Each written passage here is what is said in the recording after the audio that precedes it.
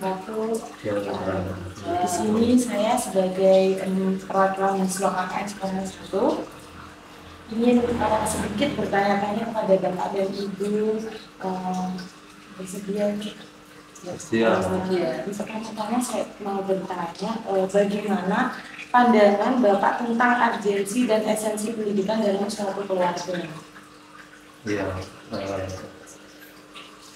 Pendidikan dalam keluarga itu sangat penting sekali karena hubungannya dengan negara juga. Keluarga itu ada hubungan dengan negara. Kalau keluarga baik, itu negara juga baik. Ya, kalau kita lihat dari ilmu negara, dari definisi dari cendekiawan Aristoteles itu mengatakan bahwa negara itu adalah kumpulan atau perpaduan keluarga yang menjadi sebuah desa, yang akhirnya desa itu semakin luas, akhirnya menjadi sebuah negara.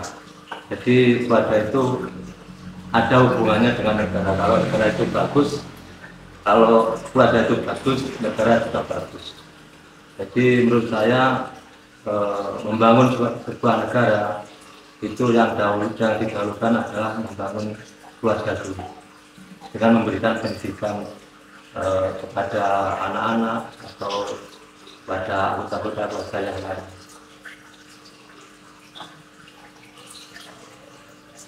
Yang kedua dengan adanya pendidikan keluarga itu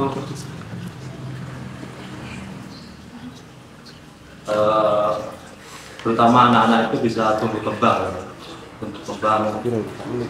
sehingga dengan perkembangan anak itu bisa menyongsong masa depan dengan baik. Kalau yang ketiga, kita tahu paradigma pendidikan itu kan di dalam masyarakat itu pendidikan itu cuma kalau kita lihat itu dia orientasinya akademis saja. Nah, sebagai orang tua juga harus bisa menumbuhkan skill pada anak itu, sehingga skill itu kan contohnya gini Pak. Orang tua itu kalau nilai matematikanya itu 100, dia itu dianggap cerdas kan. Tapi kalau dia pandai mengaji belum tentu dianggap cerdas. Kalau dia pandai olahraga belum tentu dianggap cerdas. Sebenarnya kalau paradigma itu kita ubah. Jadi kita bisa menghargai skill dari anak-anak itu. Kalau skillnya olahraga, contohnya badminton gitu ya. Kalau anak saya itu kan badminton tuh sering dapat juara. Nah, kecerdasan dalam badminton itu ya sangat baik. Ya, dari skill yang cuma dengan olahraga yang selalu mendapat juara itu saya anggap sebagai kecerdasan juga. Akhirnya kita sebagai orang tua itu juga bukan hanya menganggap dari segi akademisi, tapi juga menganggap bahwa skill itu harus kita hargai dan kita motivasi. Tentang sedikit ya, sebenarnya itunya sama dari Pak tadi sudah sekali. Menurut saya pendidikan keluarga itu merupakan fundament atau dasar dari tumbuh kembang orang anak dan anggota keluarga, sehingga mereka itu dapat bertumbuh dan berkembang semaksimal mungkin sesuai dengan kemampuannya, yang pada akhirnya mereka itu bisa menjadi manusia atau insan yang produktif, mandiri, yang pada akhirnya bisa mandiri, produktif untuk diri sendirinya dan untuk lingkungan sekitarnya. Seperti itu. Untuk pertanyaan yang kedua itu dari uraian yang sudah Bapak tadi sampaikan, seperti apa esensi atau hakikat pendidikan dalam keluarga Bapak Yudi? Menurut saya esensi dari pendidikan keluarga itu menunjukkan rasa kejujuran pada anak. Bila nanti seorang anak jika jadi siswa di sekolah bersikap jujur ketika menjadi katakanlah nanti dia bekerja sebagai instansi pemerintahan, lalu memegang kejujuran, bekerja sebagai instansi swasta juga memegang kejujuran. Artinya dia jujur pada diri sendiri, jujur pada keluarga, dan yang tak lupa jujur pada Tuhan Yang Maha Esa. Itu yang mungkin saya sampaikan. Intinya juga sama sebenarnya. Pertama kita menanamkan ilmu agama, karena ilmu agama merupakan dasar atau fondasi yang terpenting, sehingga pada akhirnya jika anak nanti tumbuh dewasa, mereka sudah siap. Dan misalnya sekarang ini ya, yang di masyarakat itu kan banyak masalah juga, sehingga anak-anak kuat menghadapi era globalisasi seperti saat ini. Pertanyaan yang ketiga, bagaimana pendapat Bapak dan Ibu peran orang tua dalam membentuk karakter anak-anak seperti mereka, terutama dalam konteks pendidikan di keluarga? Ya, kalau pendidikan keluarga itu karena orang tua itu kan menjadi ide yang pertama dalam keluarga, sehingga orang tua itu harus bisa menjadi contoh untuk anak-anaknya, karena anak itu kan selalu ada dorongan untuk meniru. Jadi kalau dilihatnya itu bagus, ya akan meniru bagus, dan kalau dilihatnya jelek, dia akan meniru jelek. Itu yang harus kita waspadai sebagai orang tua. Dan selain itu ya, kita sebagai orang tua harus selalu mengawasi dan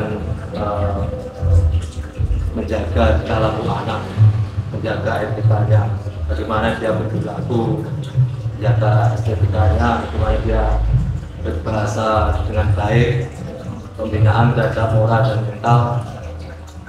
Yang tidak kalah menarik adalah untuk pembinaan masalah keagamaan, masalah keimanan dia untuk masalah pendidikan agama yang penting sekali kita tahu pada itu yang menurut saya. Saya peran orang tua itu sebagai orang tua, kita juga harus bisa sebagai teman, sehingga anak-anak merasa nyaman saat dia berada di lingkungan keluarga. Mereka merasa disayangi, ada kasih sayang, sehingga dia itu merasa bahwa di rumah itu menemukan kebahagiaannya sesungguhnya. Jadi dia pasang misalnya di rumah itu, dia mencari kebahagiaan di luar. Apalagi seperti anak saya, ibaratnya ini kan memasuki masa remaja. Jadi saya sebagai orang tua bertanggung jawab. Selain itu, mereka anak-anak usia seperti itu, mereka memiliki rasa keingintahuan yang besar sekali. Dari situ saya sebagai orang tua punya tanggung jawab yang besar, harus bisa sebagai sumber informasi untuk bisa menjawab dari rasa keingintahuan dari anak-anak. Untuk pertanyaan selanjutnya, menurut Bapak dalam kasus hukum yang melibatkan masalah keluarga, apa peran penting komunikasi efektif antara anggota keluarga, dan bagaimana Bapak sendiri membantu klien untuk mencapai solusi yang terbaik? Iya, masalah komunikasi efektif itu dengan adanya komunikasi efektif itu kita harus bisa membuat keterbukaan dalam keluarga, keterbukaan dan keluarga. Di semua enaknya untuk mawar keluarga itu ada masalah yang diselesaikan. Terus yang kedua, menimbulkan kejujuran. Artinya kejujuran itu harus dipegang teguh oleh anggota keluarga itu, termasuk anak, istri, suami, bukan yang lainnya, dan berpedoman pada kebenaran. Kita tidak dalam menangani masalah terhadap klien juga gitu, Pak. Dan klien datang itu yang pertama sekali itu bagaimana seorang klien itu jujur pada kita dan keterangan-keterangannya itu. Kalau nggak jujur ini akan bahaya, karena prinsip kami sebagai bantuan hukum itu klien itu ada musuh yang terberat hasilnya. Nah, kalau hasilnya kan musuh yang terberat itu bukan lawan kita, tapi klien sendiri itu sebenarnya. Itu kan paradigma itu selalu ditawarkan pada avokat itu sebagai hukum. Jadi kami itu nggak begitu percaya dengan klien ini, 100% nggak percaya. Yang pertama saya kalau datang itu ya harus bagaimana membuat klien itu jujur dan bisa terbuka menunjukkan kebenaran itu. Ya, setelah itu kalau dia datang ke kita, setelah dia menunjukkan kebenaran dan jujur, ya kita selesaikan. Kalau dengan musyawarah kita bisa selesaikan dengan musyawarah. Kalau nggak bisa dengan musyawarah ya kalau dia menyangkut data, kita sesuaikan dengan undang-undang data atau peraturan yang menyangkut hukum perdata. Kalau dia masalahnya pidana, ya kita sesuaikan dengan aturan yang masuk dalam hukum pidana.